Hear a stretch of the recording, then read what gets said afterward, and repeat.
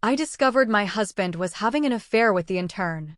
I crashed the budget meeting, tossed his bags at her, and handed the CEO every secret hotel receipt they charged to the company. The silence in the hallway of the executive floor was heavy, almost suffocating.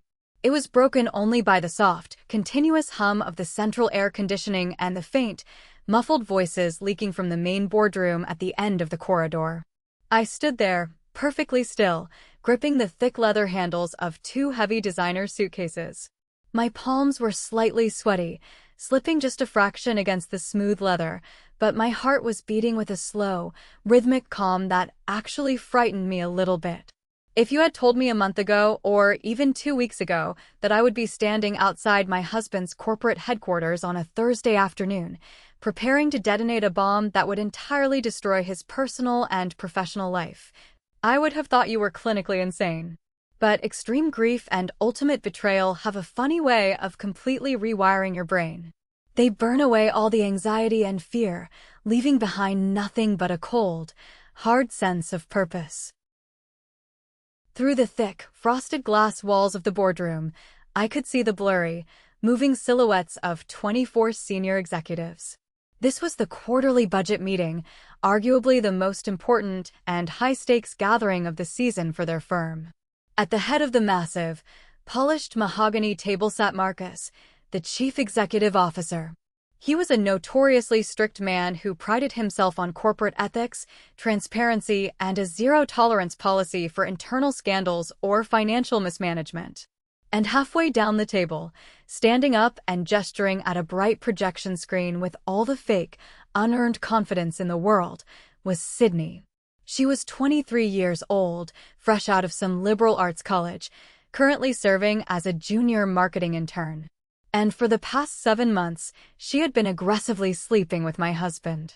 I let go of the handle of the right suitcase for just a second to reach into my oversized leather tote bag. My fingers brushed against the thick manila folder tucked safely inside. That folder was my ammunition. It was the physical manifestation of my rage. It contained highlighted bank statements, printed hotel receipts, pages upon pages of completely inappropriate text messages, and concrete, undeniable proof of corporate embezzlement. Every single page in that folder was a rusty nail waiting to be hammered into their professional coffins. I took a slow, deep breath, inhaling the sterile, expensive scent of the corporate office building. I was dressed for slaughter. I wore my sharpest, most expensive tailored black suit, the one I usually saved for my most difficult court appearances. My hair was blown out to absolute sleek perfection. I had applied my makeup earlier that morning with the steady, unforgiving hands of a surgeon. If I was going to be the crazy, betrayed wife who crashed a board meeting, I was going to look like a woman who owned the entire building. I watched Sydney through the glass for another long moment. She had that perfect, unblemished, naive youth that older, insecure men always seem to find so intoxicating. She was probably talking about market synergies or social media engagement metrics, completely unaware that her carefully crafted, deeply manipulative plan to sleep her way to the top of the corporate ladder was about to go up in spectacular flames. Nathaniel, my husband of 5 years and my partner for 15, was not in the room. Of course he wasn't. He was currently sitting in a king-sized bed in a hotel room exactly 2 blocks away, waiting for Sydney to show up for their usual Thursday afternoon rendezvous. He was probably checking his expensive watch right now, getting increasingly annoyed that his little intern was running late. He had absolutely no idea that I had manipulated the schedule earlier that morning to make sure she was trapped in this specific room. As I stared at the heavy brass handle of the boardroom door, feeling the weight of the suitcases pulling at my shoulders, my mind could not help but drift back to how this entire nightmare actually started. You do not just wake up one morning and decide to publicly humiliate the man you promised to love forever. It takes years of slow, painful erosion.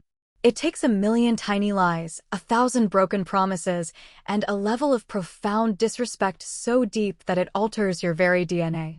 Before I could push down that brass handle, walk through that door, and end my marriage in front of a captive audience, I had to remember exactly why I was doing it. I had to remember the 15 years of my youth, my money, and my sanity that I had poured into a man who turned out to be nothing more than a hollow, deeply selfish stranger. I tightened my grip on the suitcases, closed my eyes for a fraction of a second, and let the heavy, exhausting memories drag me back to the very beginning, long before the expensive custom suits, the fancy corporate titles, and the devastating lies. 15 years ago, my life looked incredibly different. I was 23 years old, which is a deeply bitter pill to swallow because that is the exact same age Sydney is right now. But unlike Sydney, I was not spending my afternoons trying to bat my eyelashes and seduce senior executives to get ahead in life. I was drowning in heavy law school textbooks, surviving on cheap diner coffee and instant noodles, and working myself to the absolute bone. That was the year I met Nathaniel. He was a teaching assistant for my final year property law class. He was charming, incredibly smart, and he had this amazing, magnetic ability to make everyone in the room feel like they were the only person who mattered.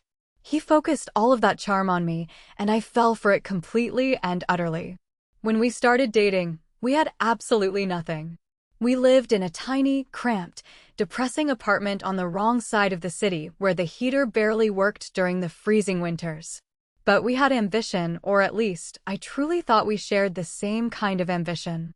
I graduated at the very top of my class and immediately landed a grueling, high-paying job at a prestigious corporate law firm.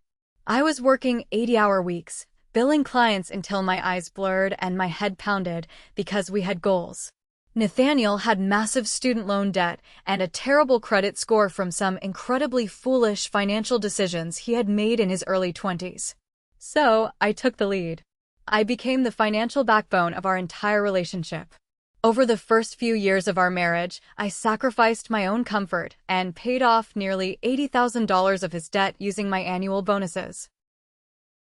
I bought our first home, a beautiful, spacious waterfront condo, entirely under my name because no bank in their right mind would give him a mortgage with his disastrous credit history.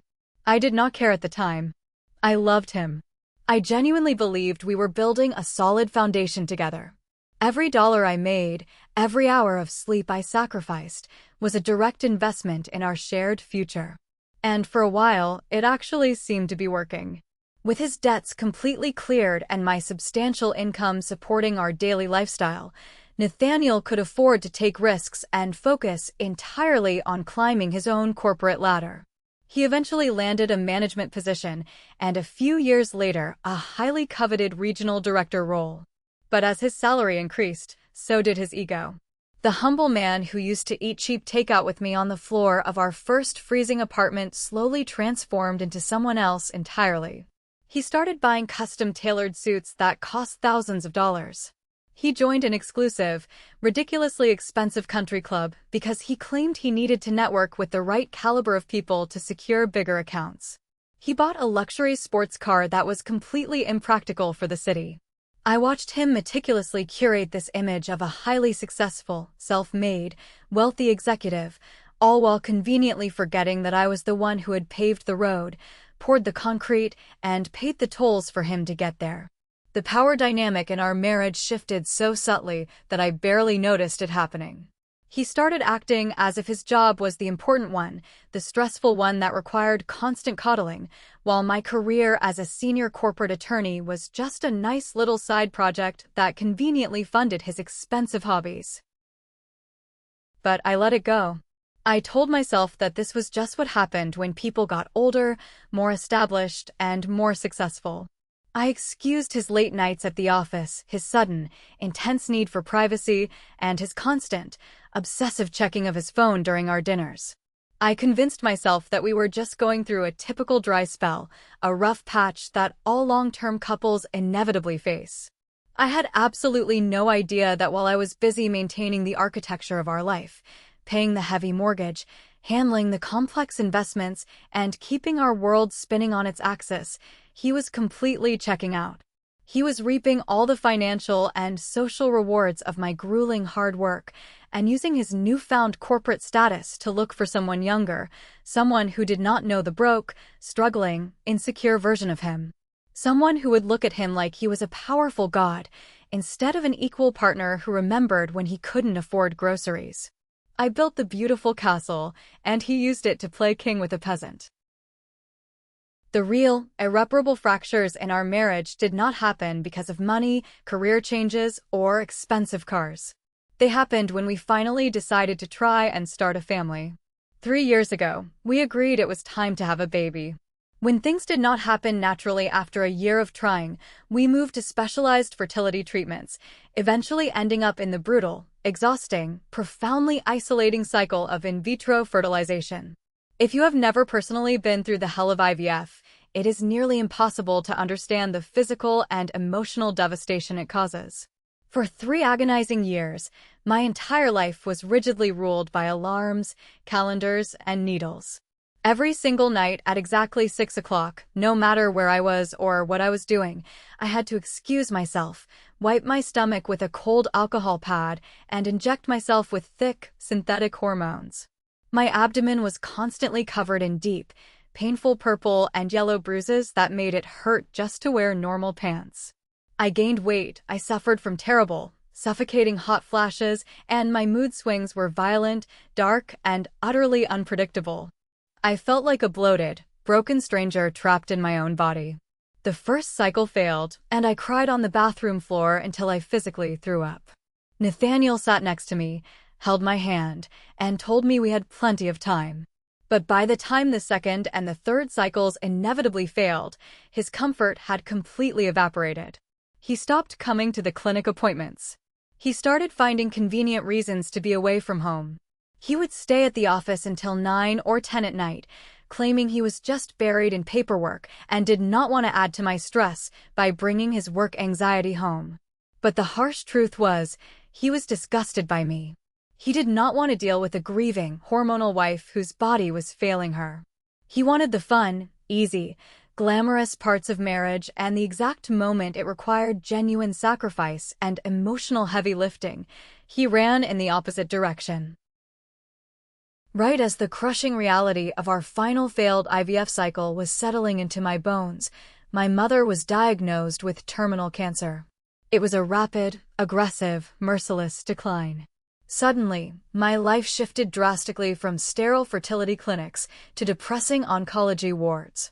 I was desperately trying to maintain my demanding legal caseload at the firm while spending every single free moment at the hospice center, watching the vibrant woman who raised me slowly waste away into a skeleton. I was running on 0 sleep, skipping meals, and barely holding myself together by a thread.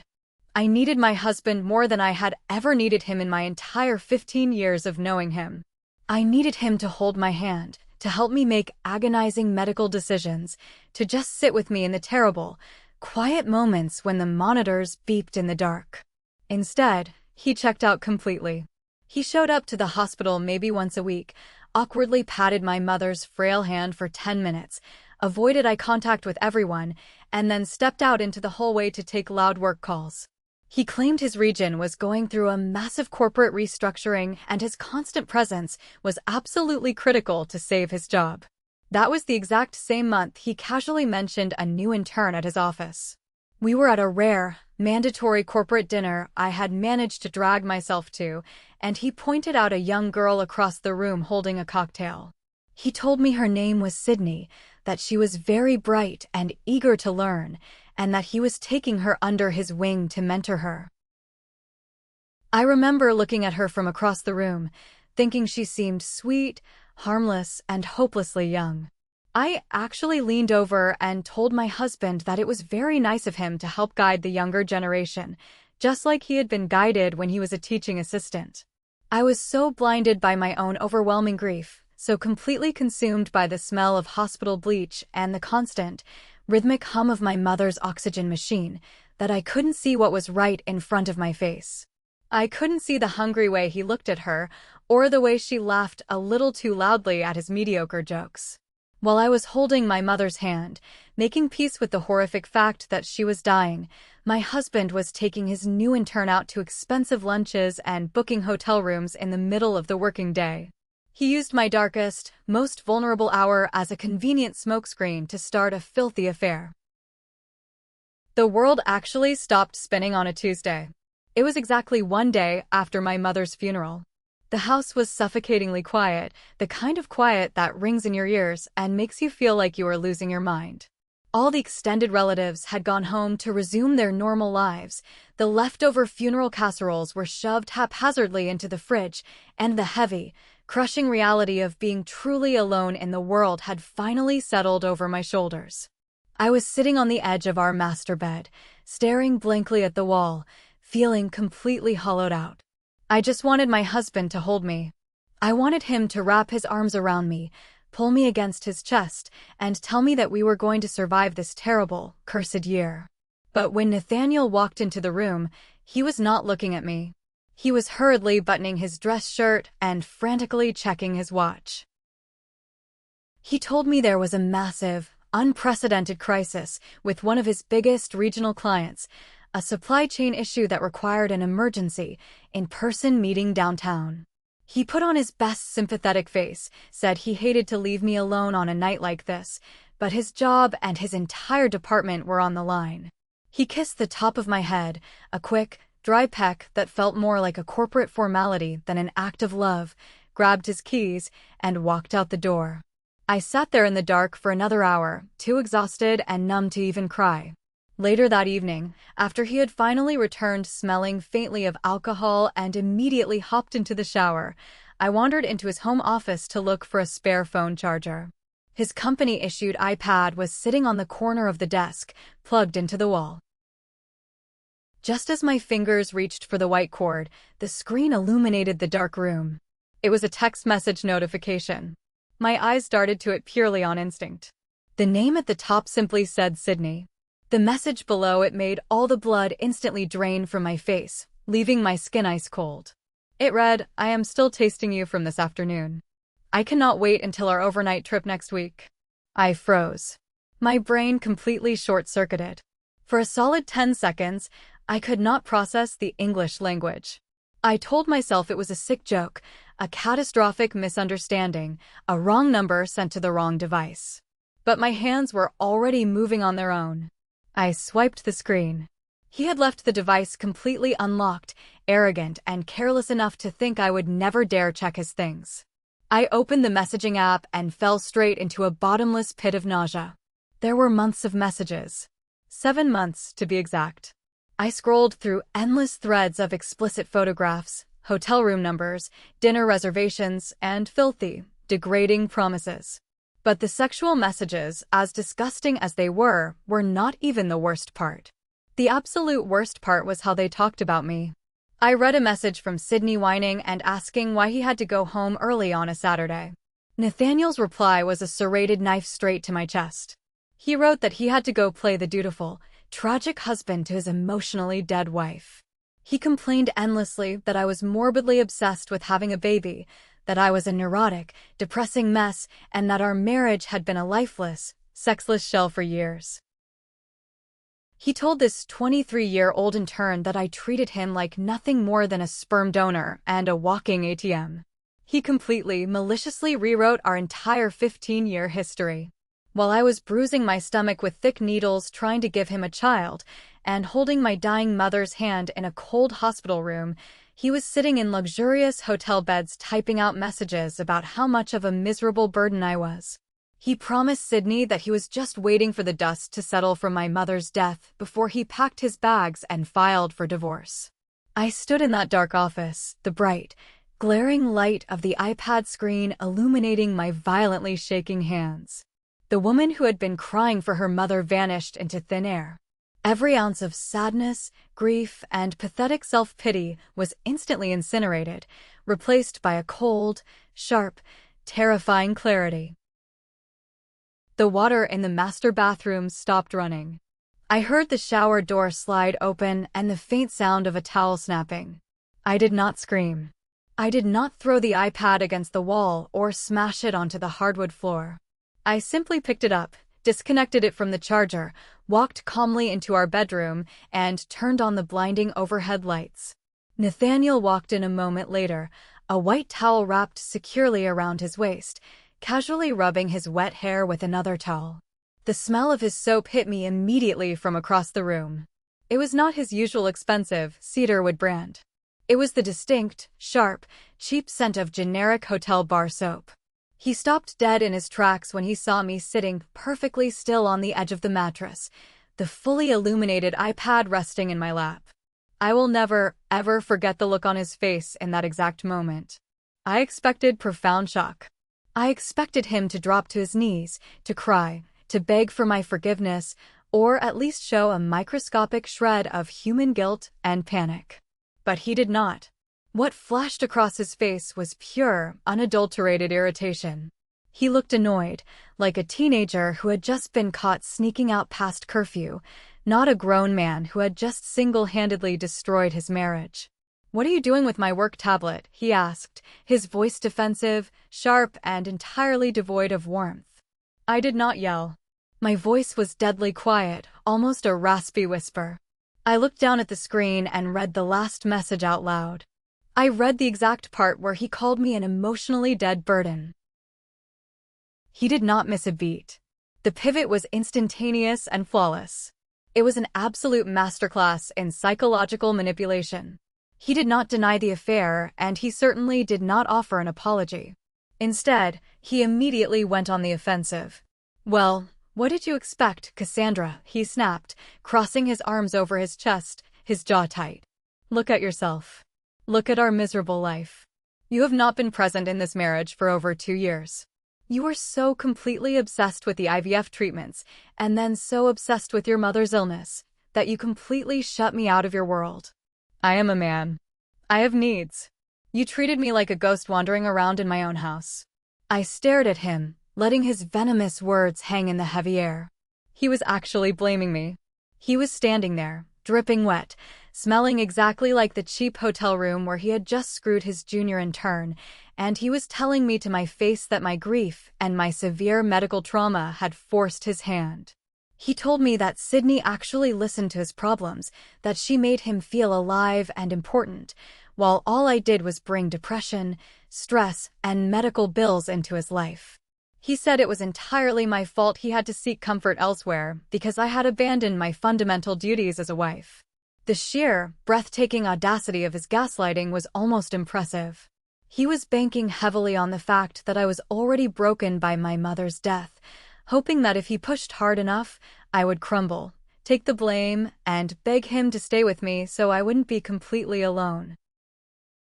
But he severely miscalculated the woman he married. He forgot that long before I was a grieving daughter or a struggling, infertile wife, I was a ruthless corporate attorney who ate aggressive, manipulative men for breakfast in the courtroom. I stood up slowly from the bed. I did not shed a single tear.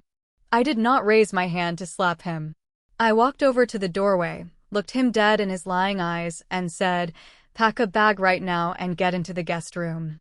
If you ever step foot in this master bedroom again, I will call the police and tell them you are trespassing in the house that I solely own."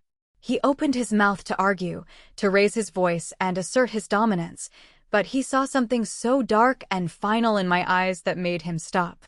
He grabbed a handful of clothes from his closet and walked out in silence. The war had officially begun. For the next 3 days, our house turned into an absolute, punishing freezer. We existed in a state of chilling, deliberate, toxic silence. Nathaniel slept in the guest room down the hall, but during the mornings, he would strut around the kitchen making his expensive pour-over coffee as if absolutely nothing catastrophic had happened. His arrogance was truly astonishing to witness. He was operating under a very specific, deeply ingrained delusion. In his mind, he firmly believed he held all the power in the relationship. He thought that because I had just buried my mother, and because my lifelong dreams of having a biological baby had failed, I was simply too weak, too exhausted, and too terrified to lose him too. He honestly, genuinely believed that after a few days of silent pouting, I would come crying to him, ready to sweep everything under the rug to save the facade of our perfect marriage. He was banking on the unwritten, misogynistic social contract that implicitly tells women to absorb immense pain in private in order to protect the public reputations of the men who hurt them. He thought I would prioritize the social embarrassment of a divorce over my own personal dignity. On the third morning, he actually had the nerve to sit across from me at the kitchen island, sipping his coffee, and said, "We need to talk about this rationally, Cassandra. People make mistakes. Marriages survive affairs all the time. We can get past this minor bump in the road if you're willing to actually put some effort in and go to counseling with me." He was still trying to dictate the terms of my reality. He was still waiting for my apology for driving him away. I just looked at him over the rim of my mug. I agreed with him completely. I told him in a soft, even voice that he was absolutely right, that we needed to handle things like rational adults. I watched his tense shoulders drop with immediate relief. He smiled a little. He thought he had won. He thought I was caving to his demands. But what he did not know was that while he was sleeping in the guest room, dreaming about his young intern, I had been awake until 3 in the morning every single night, executing a flawless legal and financial strategy. I had already fully accepted that my marriage was dead. The grieving process for the man I thought I married was entirely over. I was not going to fight for his conditional love, and I certainly was not going to sit in a therapist's office and listen to him justify his betrayal. Instead, I was going to destroy him. He had not just broken my heart. He had insulted my intelligence, abused my finances, and tried to maliciously manipulate my sanity when I was at my weakest. I realized that a standard, quiet divorce was far too good for a man like him. If I just handed him divorce papers, he would easily spin the narrative to our friends.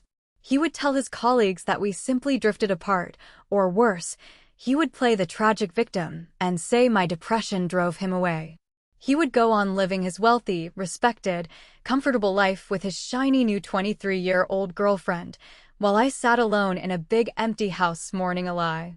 I decided right then, sitting across from him in the sunlit kitchen, that I was going to burn his entire world to the absolute ground. I was going to take away the two things he valued more than anything else in the universe, his money and his corporate reputation. He used my money to build himself up when he was a broke student, and he used his corporate power to lure in a naive intern. So, I was going to systematically strip him of both. I smiled at him across the kitchen island, a perfectly pleasant, dead-eyed smile, and told him to have a great day at work. The moment his car pulled out of the driveway, I picked up my phone and began the brutal audit of his entire life. Thank you for watching so far. If you are enjoying this story, please hit that like button, subscribe to the channel, and leave a comment below telling us which city you are watching from. Every single comment helps push this video to more people who need to hear this. Thank you so much for your support. Now, let's get back to the revenge.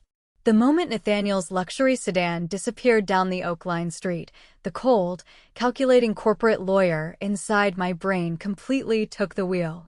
I did not collapse onto the kitchen floor. I did not cry. I did not scream into a decorative throw pillow or call my best friend to vent. I walked straight to my home office, closed the heavy double doors, opened my secure laptop, and began the systematic, clinical dismantling of his entire financial security. If there is one crucial thing that being a senior corporate attorney teaches you, it is how to strategize effectively and ruthlessly when a legal partnership dissolves. You absolutely do not wait for the opposing side to make the first move.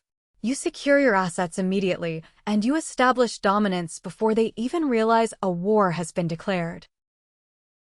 Over the 15 years we were together, our personal finances had become incredibly, deeply intertwined, like a massive knot of vines. However, because I was the primary breadwinner for the entire first decade of our relationship, and because his credit score was initially so terrible from his reckless youth, most of the major, high-value assets were already legally in my name.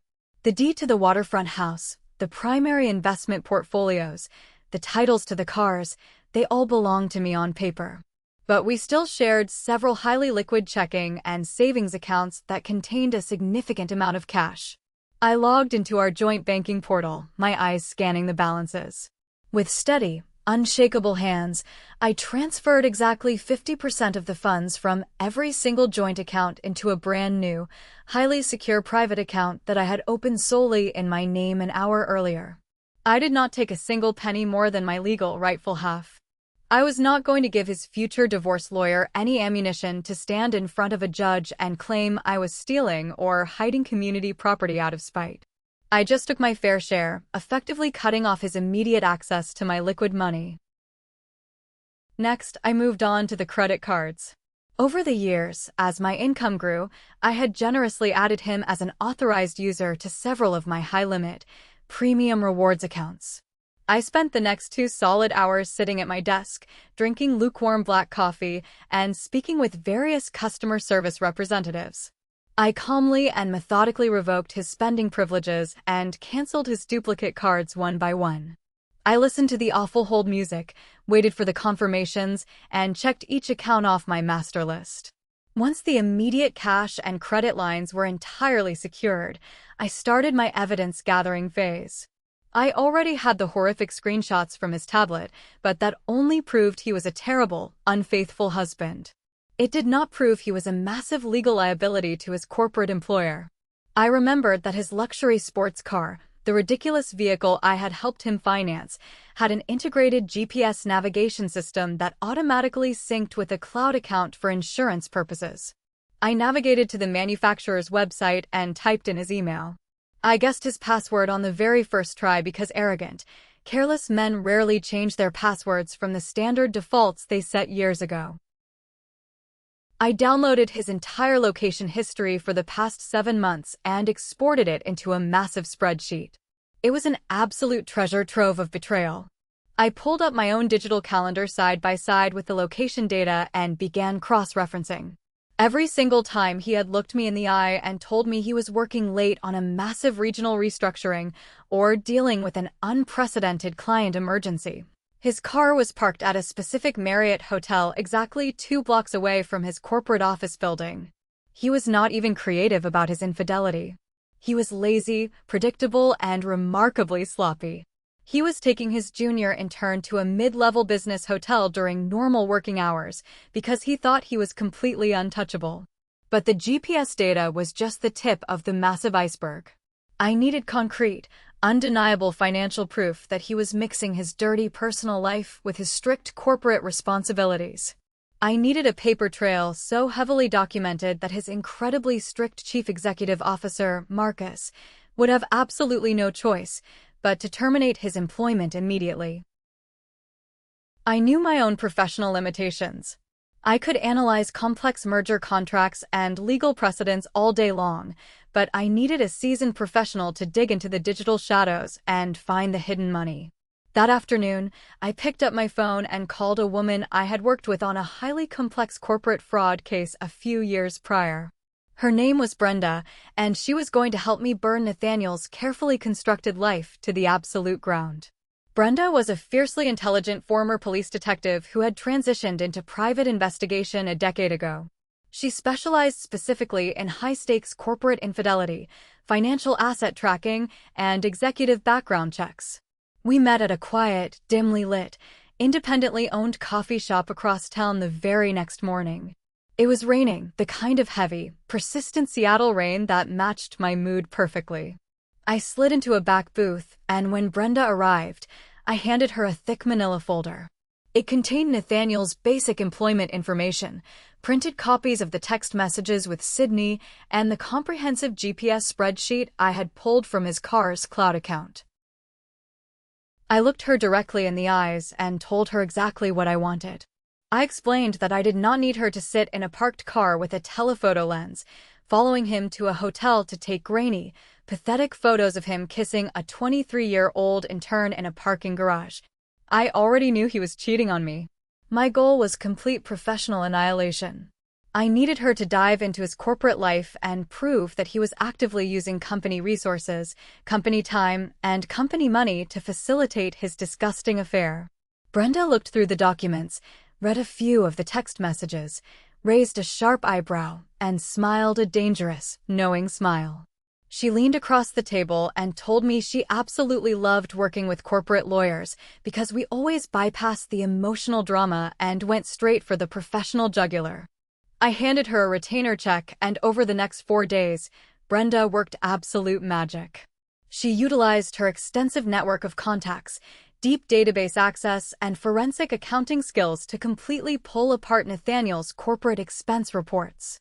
When she finally called me back to my office to review her findings, the sheer scale of his arrogance and stupidity left me physically breathless. He had not just been sleeping with Sydney on his lunch breaks, he had been repeatedly embezzling company funds to impress a girl who barely knew how to operate a fax machine. Brenda handed me a massive stack of heavily annotated financial documents. Nathaniel had been charging the weekly Marriott hotel rooms directly to his corporate credit card. To bypass the accounting department, he had been fraudulently mislabeling the charges in the internal expense system as out-of-town client accommodations and meeting room rentals. He had expensed dozens of lavish, five-star dinners at the most expensive restaurants in the city, claiming he was entertaining prospective high-value buyers. But Brenda had pulled the itemized restaurant receipts, which clearly showed food orders for exactly 2 people, endless bottles of incredibly expensive champagne, and romantic desserts. But the absolute worst discovery, the one that made my blood run freezing cold and my vision tunnel, involved a completely fabricated business trip. Exactly 2 months ago, Nathaniel had come home looking stressed and claimed he urgently needed to attend a mandatory 3-day executive leadership conference in Chicago. He had packed his bags and left me completely alone in our large house while my mother was rapidly declining in hospice care. I had begged him not to go, but he insisted his job depended on it. Brenda's documents proved that he had indeed flown to Chicago, but there was no leadership conference. He had secretly added Sydney to the corporate travel attendee list at the very last minute under the guise of an emergency training initiative. He had used company funds to pay for her first-class flight upgrade, booked a luxury penthouse hotel suite, and expensed all of her room service and meals, officially claiming she was there for essential marketing development. And right in the middle of that romantic Chicago getaway, there was a glaring, undeniable charge on his corporate credit card for exactly $3,800 at a high-end, exclusive jewelry store. He had categorized the massive expense in the accounting software as a corporate retirement gift for an outgoing regional vice president. But Brenda was thorough. She had tracked down the specific purchase order from the jeweler. It was not a retirement watch or a crystal bowl. It was a pair of brilliant cut diamond drop earrings. He bought his young intern diamonds using stolen company money on the exact same day the hospice doctors pulled me into a sterile hallway to tell me they had to put my mother on a ventilator because her lungs were failing. He was buying her jewelry while I was signing do not resuscitate paperwork. The diamond earrings were the absolute final straw. Any tiny, lingering, microscopic shred of hesitation, guilt, or misplaced pity I might have felt for the man I once loved completely and permanently evaporated into thin air. I paid Brenda her final invoice with a generous bonus, took the massive stack of explosive financial evidence, and drove home to set the final, inescapable trap. While Nathaniel was at work, sitting in his corner office and pretending to be a legitimate, hard-working executive, I meticulously and methodically searched his home office for anything else I could potentially use against him. I went through every single drawer, every file cabinet, and every stack of paper. Inside the very bottom drawer of his heavy oak desk, hidden underneath a thick pile of old, irrelevant tax returns, my fingers brushed against cold metal. I pulled it out. It was a small, black, heavy-duty encrypted flash drive. Given his senior position within the company, he frequently brought work home, but I knew for a fact that his corporation had incredibly strict, unbreakable compliance policies about storing highly confidential proprietary data on unapproved, personal external devices. It was grounds for immediate termination on its own. I plugged the drive into my highly secure, encrypted legal laptop. I bypassed his embarrassingly weak password, which was simply his birth year and his college mascot, and opened the root folders. It was an absolute goldmine of severe compliance violations. He had downloaded raw, unreleased quarterly financial projections, unredacted human resources personnel files complete with employee social security numbers and home addresses, and highly sensitive proprietary marketing strategy documents for the upcoming fiscal year. He had absolutely no legal or professional business keeping this level of highly classified information sitting in an unlocked desk drawer at our house. I quickly copied the entire contents of the flash drive onto my own secure, cloud-based legal server before placing the physical drive back into the drawer exactly where and how I had found it. It was the absolute perfect insurance policy. If his high-priced lawyers tried to play dirty during the upcoming divorce negotiations, I would simply threaten to hand the drive over to the federal trade regulators and let him face criminal data theft charges. Now that I had all the ammunition I could possibly need, I needed to design the perfect stage. I wanted maximum corporate visibility and maximum public humiliation. I knew from reviewing his calendar that the company's massive quarterly budget meeting was scheduled for this upcoming Thursday afternoon. Every single regional director, every vice president, the chief financial officer, and Marcus, the chief executive officer, would be locked inside the main glass boardroom for 3 solid hours. I also knew from Nathaniel's intercepted text messages that he was actively planning to skip the first half of that critical meeting to meet Sydney at the Marriott Hotel for their usual afternoon session. It was the perfect setup, but I needed to make absolutely sure Sydney was trapped inside that boardroom and not waiting for him at the hotel.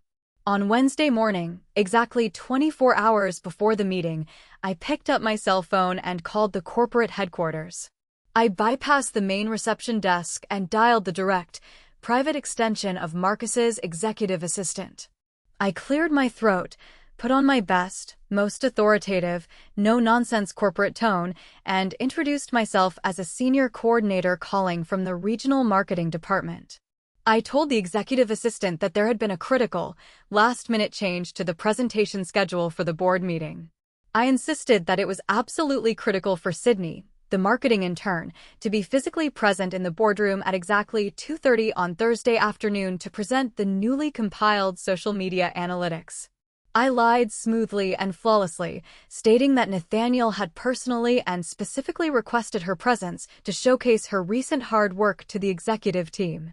The assistant, used to last-minute executive demands, did not even question my authority. I heard the clacking of her keyboard over the phone as she smoothly added Sydney to the mandatory attendee list and sent out the calendar invitation. The trap was perfectly set. Sydney would be summoned to the most intimidating room in the building, surrounded by the highest-ranking officers in the entire company, leaving Nathaniel sitting completely alone on a hotel bed, wondering where his little girlfriend was.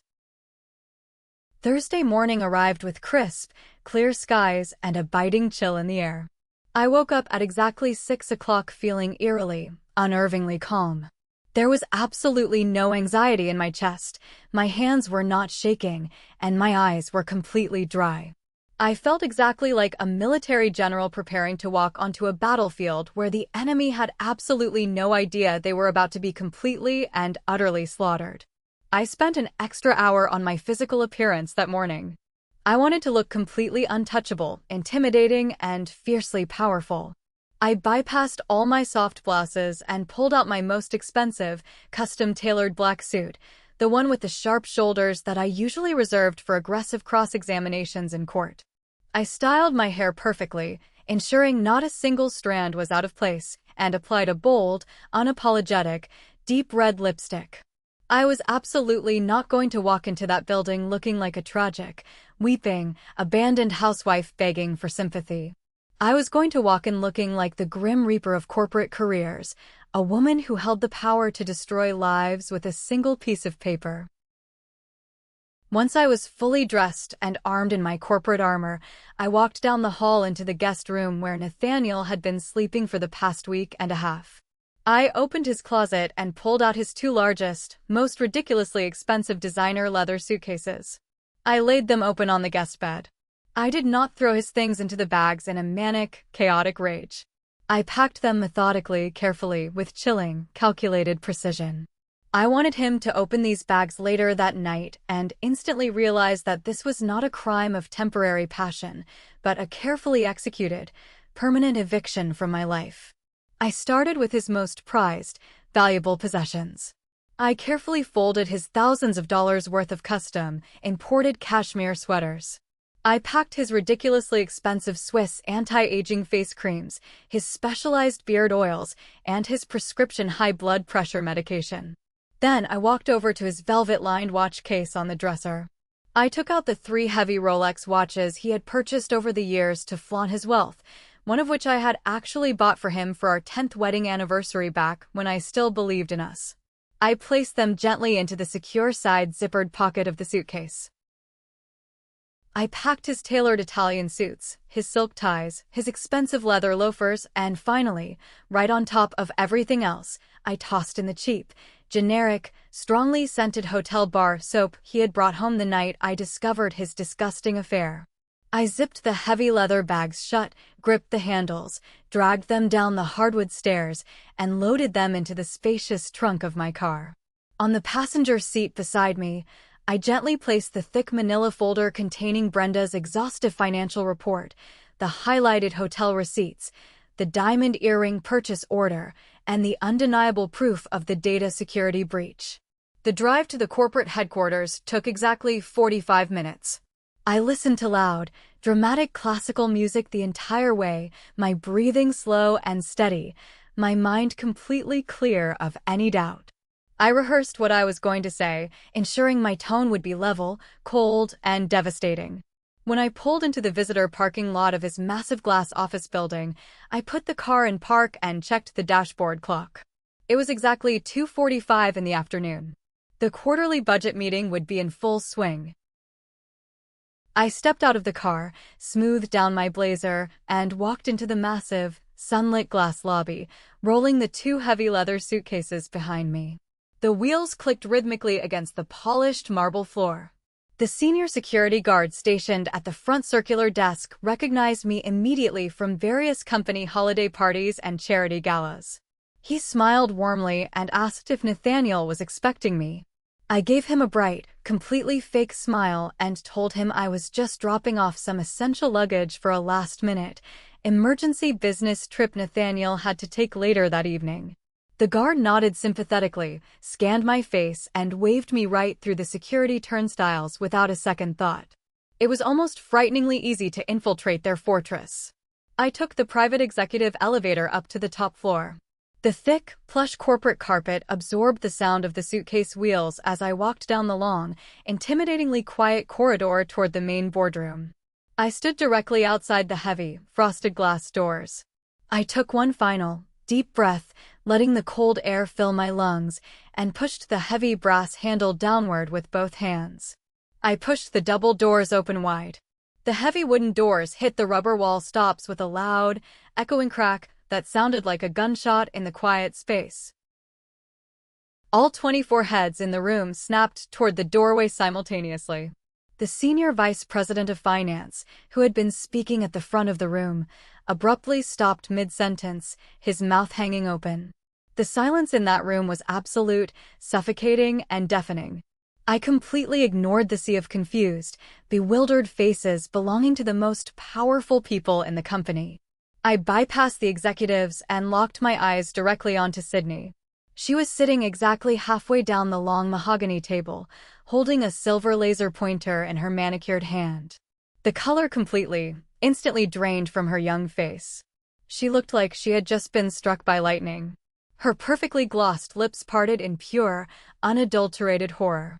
Her eyes darted wildly around the room, looking for an escape route that did not exist. I didn't say a single word at first. I simply rolled the 2 heavy leather suitcases right into the absolute center of the room, stopping directly behind her ergonomic leather chair. Marcus, the chief executive officer, a man known for his terrifying temper, finally recovered from his initial shock. He stood up slowly from his seat at the head of the table, frowning deeply, his brow furrowed in confusion and anger. "Cassandra? What on earth is going on here? We are in the middle of a highly critical quarterly review meeting. This is highly inappropriate." I looked calmly at Marcus, making direct eye contact, and offered a polite, icy, perfectly practiced corporate smile. "I sincerely apologize for the unexpected interruption, Marcus. But my husband seems to have a rather pressing scheduling conflict this afternoon, and I needed to ensure that his most valued partner received his personal belongings immediately. I turned my attention entirely back to Sydney. I bent down and unzipped the first large suitcase right there on the expensive corporate carpet. The sound of the zipper was loud in the dead silence. I reached inside, pulled out his favorite, ridiculously soft gray cashmere sweater, and dropped it directly onto her lap. She flinched violently as if the fabric were actively on fire. "He likes it when you scratch his back while he wears this, Sydney," I said, my voice projecting clearly and flawlessly across the silent, echoing room. "But please remember to use very light touches. He is incredibly sensitive about red scratches showing on his skin when he changes in the locker room at his expensive country club." Someone at the very back of the room, I think it was the head of human resources, let out a sharp, choked gasp of pure shock. Sydney was physically shaking now, her knuckles turning bright white as she gripped the edges of the mahogany table to steady herself. I reached into the bag again and pulled out his expensive Swiss anti-aging face cream, tossing it casually onto the table where it skidded and hit her ceramic coffee mug with a loud clink. "Make sure he uses this cream every single night, or his skin gets terribly dry and he gets incredibly cranky. Oh, and here is his high blood pressure medication." I tossed the bright orange plastic pill bottle.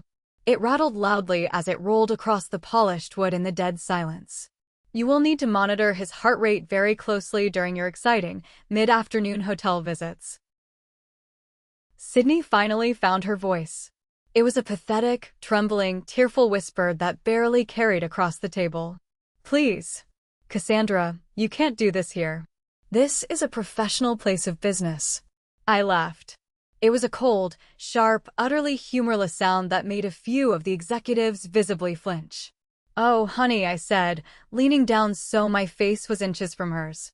"This stopped being a professional place of business the exact moment you started spreading your legs for a married regional director on company time." I turned my back to her completely, ignoring her quiet sobbing, and walked straight, with perfect posture, to the head of the table. I pulled the thick manila folder out of my leather tote bag and placed it squarely and firmly in front of Marcus. "Marcus," I said, my voice returning to the professional, measured legal cadence I used in front of judges. "I am a senior corporate attorney, so I deeply understand the importance of strict regulatory compliance. Inside that folder, you will find fully itemized receipts, forensic banking evidence, and internal documents proving beyond a shadow of a doubt that Nathaniel has been actively using company funds to finance a 7-month sexual affair with his direct subordinate." Marcus stared down at the folder, his jaw tight, the veins in his neck bulging as his face turned a dangerous shade of angry red. "You will find concrete proof of embezzled funds used to purchase thousands of dollars in diamond jewelry, fraudulent travel expense reports for a completely fake marketing conference in Chicago, and undeniable technical evidence of a massive, terminable data security breach regarding your proprietary strategy files." Before Marcus could even reach out to open the folder, my cell phone rang loudly from my suit pocket. I pulled it out. The bright screen flashed Nathaniel's name. He was calling because he was sitting in the Marriott hotel room, and Sydney hadn't shown up. I smiled, a genuine smile this time, accepted the call, and put the phone on speaker, holding it high in the air for the entire board of directors to hear. "Cassandra," Nathaniel's voice barked through the tiny speaker, sounding frantic, panicked, and furious. "Where the hell are you? Have you seen Sydney? I am waiting for her and she isn't answering her goddamn phone." The silence in the boardroom was so thick, so heavy, you could practically suffocate in it. I looked right at Marcus, who was glaring at the phone, then down at Sydney, who was now openly weeping, her face buried in her hands. "Hello, Nathaniel," I said cheerfully, my voice ringing out.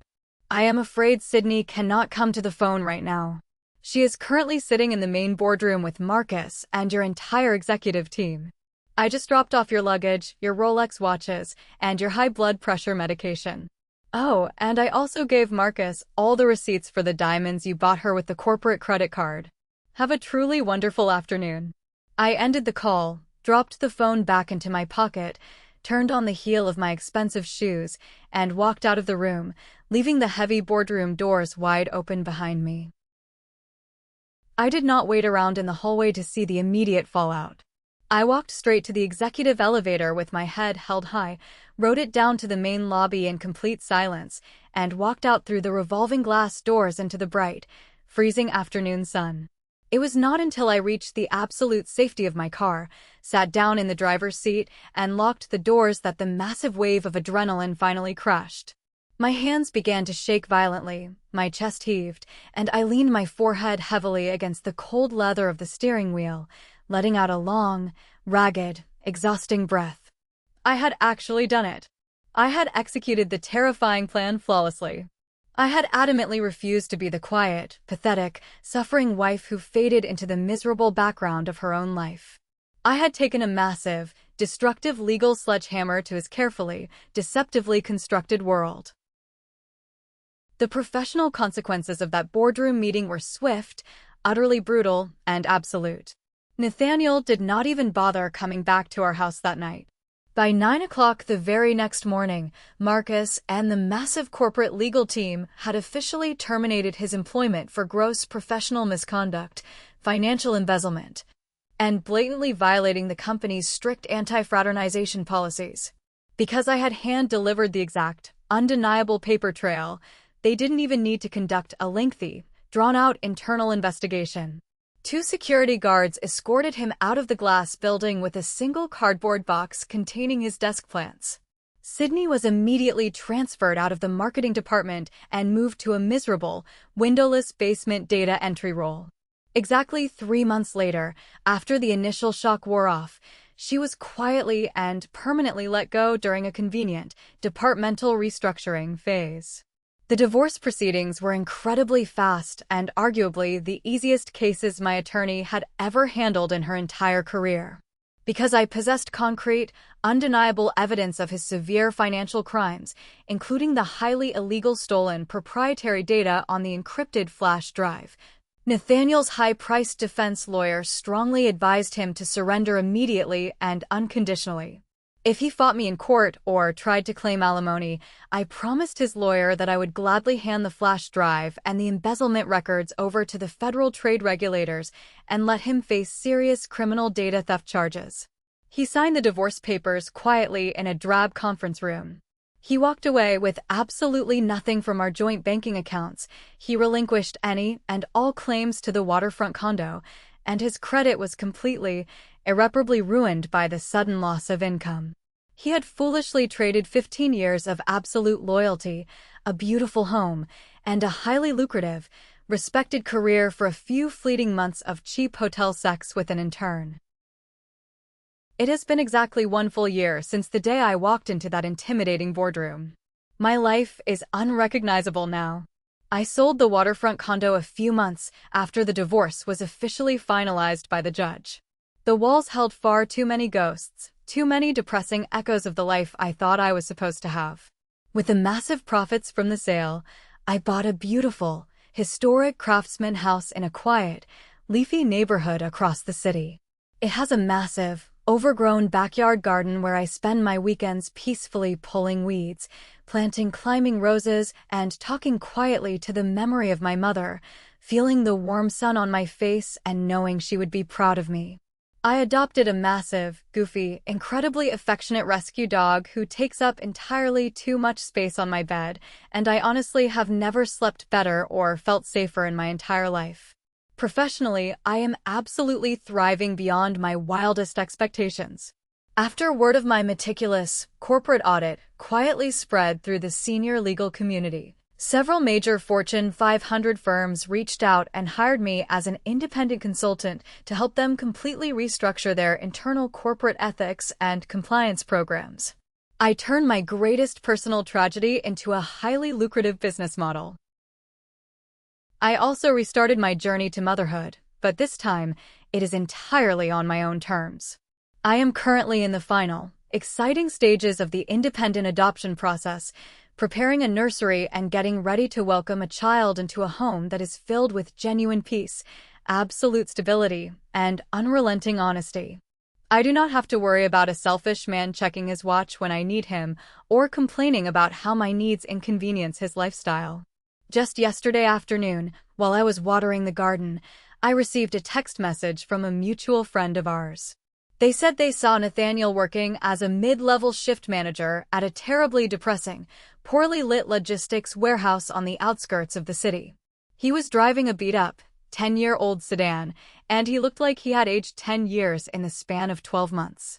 I read the message, stared at the words on the screen, felt absolutely nothing at all, no anger, no pity, no sadness, and quietly deleted the text. His pathetic story is completely over. My story is just beginning. So Reddit, considering he wasted 15 years of my life, blamed me for his affair while I was actively grieving my dying mother, and I retaliated by completely destroying his career, seizing his finances, and exposing his intern to the entire executive board. Am I wrong for taking it this far, or did they get exactly what they deserved? Thank you for watching. If you haven't subscribed yet, please hit that button and turn on notifications for more daily stories. Drop your thoughts in the comments below.